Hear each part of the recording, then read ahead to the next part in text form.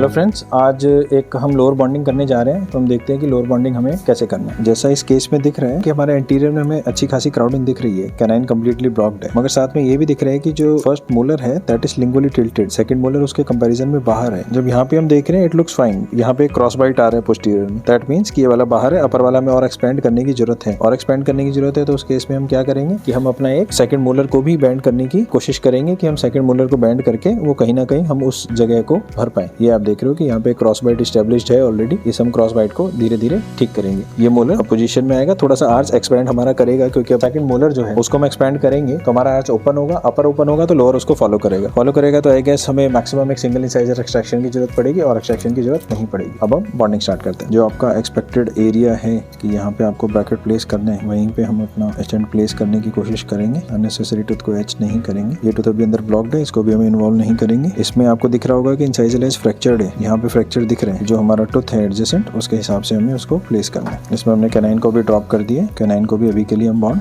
नहीं करेंगे। We had to wait for 15 seconds. हमने लगाया दूसरी second. You have to wash it thoroughly, then you have to air dry the tooth. जब आप एयर ड्राई करोगे तो आपका एक फ्रॉस्टी वाइट अपीयरेंस जो आता है एचिंग के बाद वो आपको दिखेगा। Then you have to apply a bonding agent. Bonding agent जब आप लगाएंगे तो आपको मेक श्योर करना है कि आपका टूथ थॉरोली कवर्ड है। कंप्लीटली उसको वेट करना है ताकि जो ड्राइनेस इनेमल को फेस करनी पड़ रही है एचिंग की वजह से वो कंप्लीट बॉन्डिंग एजेंट को पी जाए। करने के बाद आपको एयर ड्राई उसको करना है कि एडिशनल जो भी होगा वो फ्लो कर जाए। फ्लो करता हुआ इसमें आपको दिख रहा होगा। जब तक ये फ्लो करना बंद नहीं होता तब तक आपको उसको ड्राई करना है।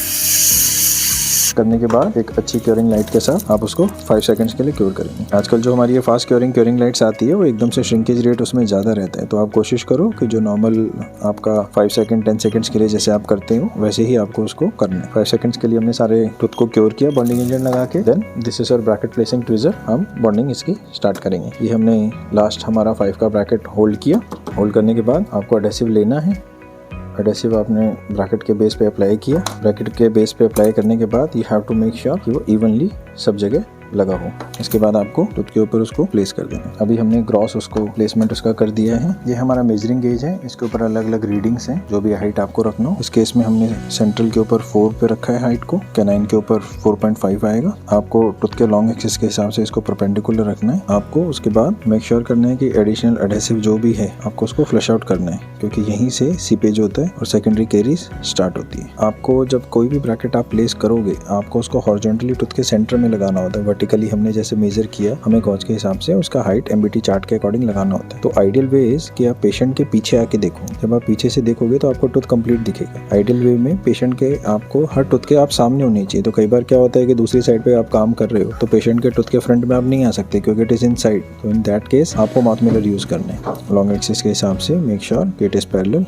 OPG is helpful in this kind of cases. Then you have to cure it. ये हम वायर प्लेस करने जा रहे हैं। डॉक्टर दिनेश से ऑर्थोडोंटिक्स की वायर है, क्वालिटी वाइज बहुत अच्छी है। ये एक लोअर वायर हम लगाएंगे oven 4 night I. Oven 4 night I लगाने के पीछे हमारा रीजन ये रहा कि लोअर आर्च में हमें सिग्निफिकेंट क्राउडिंग दिख रहा है। अगर हम इसमें ओवन 6 नाइट आई लगाने की कोशिश करेंगे तो वो इतना प्रेशर क्रिएट करेगा कि इसके ब्रैकेट को भी ब्रेक कर सकते। इसलिए हम ओवन 4 नाइट आई वायर इसमें प्लेस करेंगे। और सेल्फ नेगेटिंग ब्रैकेट्स इसीलिए प्रेफर्ड होते हैं क्योंकि ease of doing the work ये सबसे ज्यादा होता है। पेशेंट के लिए कंफर्टेबल होता है। उसमें जो आपको मॉड्यूल्स वगैरह हैं वो सब लगाने की जरूरत नहीं पड़ती। मॉड्यूल्स क्योंकि रबर है, रबर पार्टिकल फूड ज्यादा अट्रैक्ट करते हैं। सेंटर लाइन हमने मार्क किया हुआ है। अब ये टोटल ड्यूरेशन जो इसका रहेगा, जो हमें इसमें काम करना है वो बहुत कम रहेगा। ब्रैकेट्स को ओपन किया just and then just wire को आपको जस्ट क्लिप इन करना है। और डे 1 पे आपका फुली लाइगेटेड ब्रैकेट रहता है तो आप जो आपका ब्रैकेट सिस्टम है जो इनबिल्ट टिप एंड टॉर्क उसके अंदर बिल्ट है उसको आप डे 1 पे यूज में ले सकते हो। Although initially night I wire होता है तो आपका टॉर्क